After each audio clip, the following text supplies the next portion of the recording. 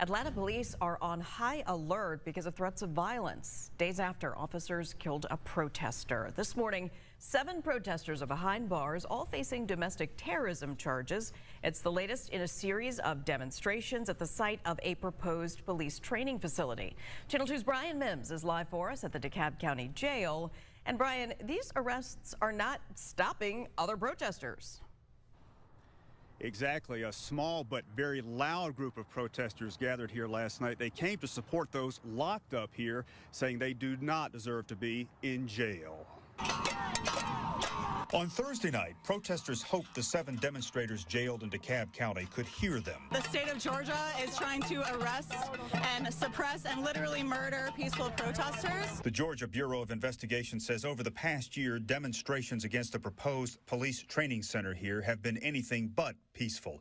It says protesters have set fires, thrown Molotov cocktails, and vandalized contractor offices. And the GBI says on Wednesday, officers were trying to get those who set up camp in the woods to leave.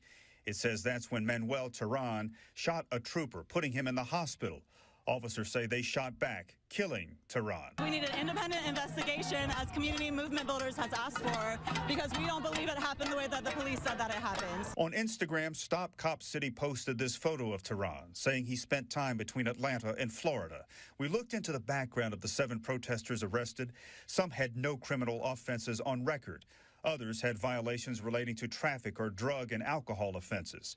Records show, like Tehran, they do not live in Georgia. They have addresses as far away as Maine and Ohio. Literal state suppression, and it's happening right here in Atlanta. Shortly after the shooting, flyers calling for a night of rage and violent retaliation began circulating. They made no specifics on a location, but Twitter has suspended the account that announced that violence is going to happen. Neighbors, meanwhile, around that site are on high alert. We'll hear from them coming up in our next half hour. Yeah, and of course, we're hoping this gets resolved relatively quickly, Brian, but it was interesting to see where all of those people arrested were from all around the country, as opposed to being from right here. Thank you, Brian.